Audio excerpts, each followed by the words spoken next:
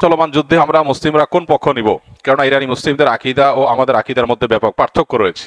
দেখুন, একটা কমন নীতি আমাদের প্রত্যেকেরই জানা থাকা দরকার। সেটা হলো, একজন মুসলমান তিনি সব সময় মাজলুমের পক্ষ অবলম্বন করবেন। যখন দুটি বিবাদমান পক্ষের মধ্যে একটা মাজলুম আর একটা জালিম হবে, তখন সেই ঘটনায় মুসলমানরা সব সময় জুলুমের বিরুদ্ধে অবস্থান নেবেন।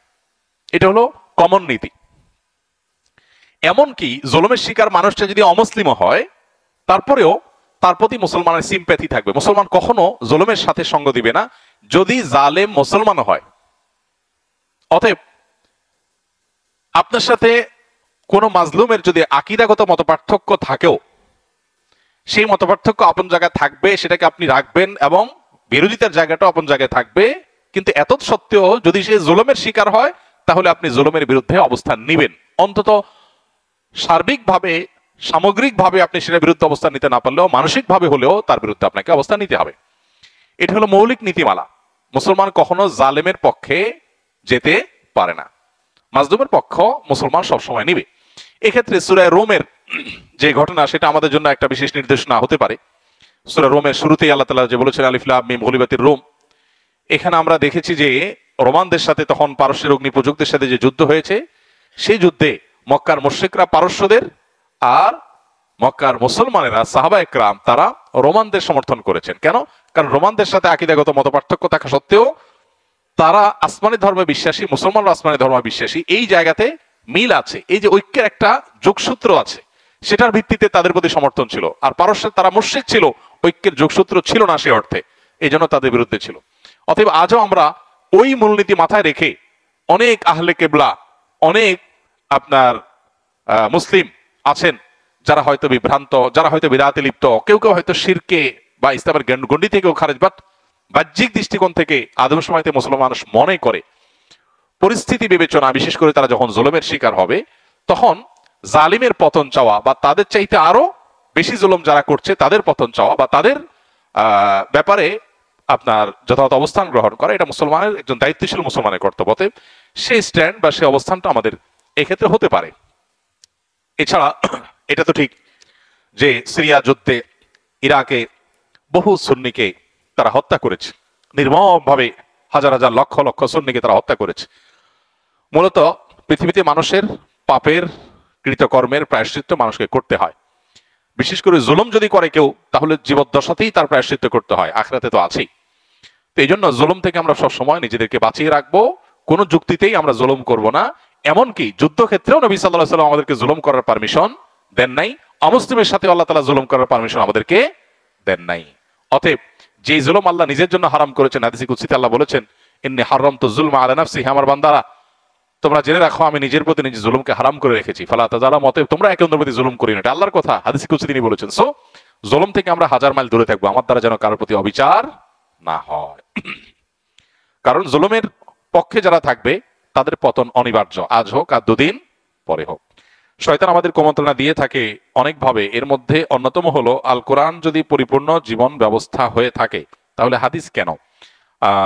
খুবই হাস্যকর একটা বিষয়, আমাদের সমাজে অনেকের মুখে এখন আজকাল এগুলো শোনা যায়। কোরআন যদি পরিপূর্ণ হয় তাহলে হাদিস কেন? কোরআন পরিপূর্ণ, কোরআন হলো মূল পাঠ, এটার ব্যাখ্যা গ্রন্থ হলো হাদিস। অতএব কোরআন পরিপূর্ণ হওয়ার সাথে হাদিসের প্রামাণ্যতার কোনো সংঘর্ষ নাই, কন্ট্রাডিকশন নাই, দুইটাই প্যারালালি চলে। কারণ হলো কোরআনের ব্যাখ্যার জন্যই আল্লাহ তাআলা রাসূলকে পাঠিয়েছেন। এখন যদি কেউ বলেন কোরআন তো পরিপূর্ণ, তাহলে আল্লাহ রাসূল পাঠালেন কেন? কোরআন জিবরিল দিয়ে পাঠিয়ে দিলে তো হলো। এই প্রশ্নটা যেরকম অবান্তর, কোরআন পূর্ণাঙ্গ হলে আবার হাদিস লাগে কেন? এটাও সেরকম অবান্তর। এনকারে হাদিসের ফিতনা এখন ঘরে ঘরে দাঁড়ে দাঁড়ে হয়ে গেছে, হাদিস অস্বীকার করা। আমাদের সতর্ক থাকতে হবে। এরপরে প্রশ্ন হলো, অনেক সময় মনে হয় ইসলাম কেন সত্য ধর্ম, অন্য ধর্ম কেন মিথ্যা? এ ধরনের চিন্তা আসলে কি করব? দেখেন, আমরা যখন চাষাবাদ করি শুধু ফসল হয় না, ফসলের সাথে আগাছাও হয়। এখন কেউ যদি বলে, ভাই আগাছা কেন আমরা রাখবো, পরিষ্কার করব, ক্ষেত কেন আমরা রাখবো? দেখতে তো দুইটা একই রকম, কি বলেন?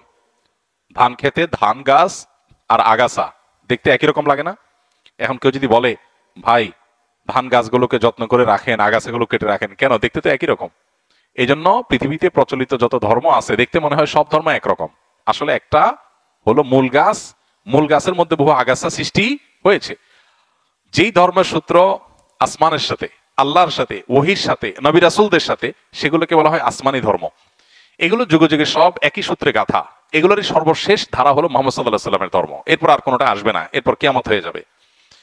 এই ধারার যে কোনো ধারার অনুসারী হলেই তিনি নাজাত প্রাপ্ত। এর বাইরে মানুষের সৃষ্ট আরো বহু ধর্ম পৃথিবীতে তৈরি হয়েছে, এগুলো কোনোটাই সঠিক নয়।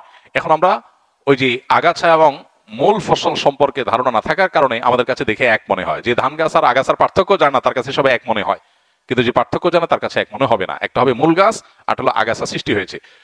আসমানি ধর্ম এটার ধারা শুরু হয়েছে কখন? আদম আলাইহিস সালাম থেকে শুরু করে নূহ আলাইহিস সালামের সময় এটার দ্বিতীয় ধাপ শুরু হয়েছে। এই যে হাজার হাজার বছর যাবত চলে আসছে, এরপরে এসে বহু মানব রচিত ধর্ম পৃথিবীতে শুরু হয়েছে। অতএব এগুলোর ভিতরে কোনটা আল্লাহর মনোনীত আর কোনটা আল্লাহর মনোনীত না, এটা বোঝাটা হলো গুরুত্বপূর্ণ। আল্লাহ কোরআনে বলেছেন, না দীন ইনদাল্লাহিল ইসলাম, আল্লাহর কাছে একমাত্র মনোনীত দিন হলো ইসলাম। ওয়া ইয়াবতাগি গায়রাল ইসলামি দীনান ফালান ইউকবালা মিনহু, আল্লাহ বলেছেন যে ব্যক্তি ইসলাম ছাড়া অন্য কিছু আল্লাহর কাছে ধর্ম হিসেবে নিয়ে আসবে, অ্যাকসেপ্টেড হবে না। এজন্য আমাদের ইসলাম সম্পর্কে জানতে হবে এবং মানব রচিত দিন বা ধর্মগুলো সম্পর্কে আমাদের জানতে হবে, তাহলে ইনশাআল্লাহ ধোঁয়াশা দূর হবে। এরপরে প্রশ্ন হলো, একজন জেনারেল পড়ুয়া হেদায়েত পেয়ে ইসলামে এসেছে, মেয়ে মানুষ তাই পরিবার মেধাবী হওয়া সত্ত্বেও পড়াশোনায় সাপোর্ট করেনি, বাদ দিতে হয়েছে। তার ভাষ্য মতে 2 লাইনে তার অবস্থা বর্ণনা করা সম্ভব না। সমস্যার একমাত্র সমাধান বিয়ে। পরিবার ও আত্মীয় স্বজন শুধু নামে মুসলিম হওয়ায় দিনদার ছেলে খুঁজে বিয়ে দিবে না, অথচ তার ইচ্ছা দিনদার, বাস্তবধর্মী, ভালো আলেম, মুফতি বা ছাত্র পরে হওয়ার সম্ভাবনা আছে এমন ছেলের সাথে বিয়ে করা, যার থেকে সে জীবন বিধান ইসলাম সম্পর্কে শিখতে পারবে। মেয়ে মানুষ নিজে পাত্র খোঁজা সম্ভব না, আপনি খুব ব্যস্ত মানুষ, তাও আপনাদের নলেজে এমন কোনো ছেলে থাকলে, তো এই কাগজ দিয়ে কি ছেলে খোঁজা সম্ভব? এটার জন্য তো যোগাযোগ করতে হবে অফিসে। আর এখন অনলাইনে অনেকগুলো বিবাহের প্ল্যাটফর্ম হয়ে গেছে দিনদার ছেলেদের, সেগুলোতে আমরা এরকম নিজেদের উপযোগী পাত্রপাত্রী আমরা খুঁজে দেখতে পারি। এছাড়া অফিসে আমরা যোগাযোগ করতে পারি, নিজেদের পরিচিত আলেম ওলামাদের মাধ্যমে যোগাযোগ করলে বেশি ভালো। আর এর বাইরে এই সমস্ত চিরকুট দিলে তো আর সমাধান হবে না। আল্লাহ তাআলা আমাদের এই বোনের সমস্যার সমাধান করুন, আমরা দোয়া করি। জাযাকুমুল্লাহ খাইর।